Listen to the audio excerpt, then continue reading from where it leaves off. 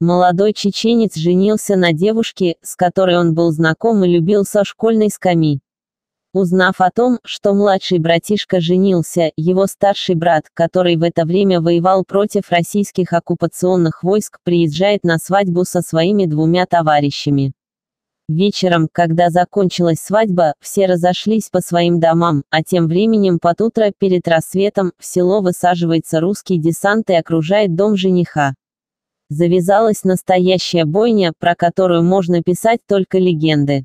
4 чеченцев воевали против 47 русских десантников.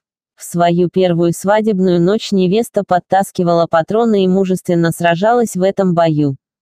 В этой жестокой схватке погибла вся семья, в том числе и старушка-мать. В живых, вся израненная, осталась только невеста, но уже ставшая вдовой. Больше половины русских вояк в этом бою были убиты, а несколько мразей, оставшихся в живых, трусливо сбежали, бросив своих погибших и раненых друзей. Первый президент Чри Джохар Дудаев сказал слова, которые высечены в граните и которые навсегда останутся в сердце каждого достойного чеченца: «Не заплачем, не забудем, не простим». Молодая чеченская вдова дала клятву бороться против врага до последнего вздоха и больше никогда не выходить замуж. Словно в ответ на слова президента Чри Дудаева, молодая невеста, но уже вдова, поет в своей песне о своем возлюбленном. «Нет, ты не умер, ты еще живой. Чечня жива, жива и я. Я как ангел, целый, невредимый. В судный день предстану пред тобой. Я не заплачу, я отомщу. За тебя и за свою Чечню. Всевышний мне в подмогу, я не прощу.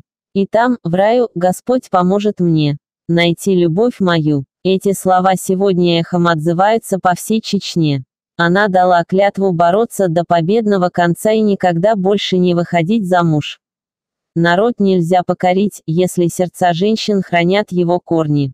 Неважно, насколько сильны завоеватели и мощно их оружие.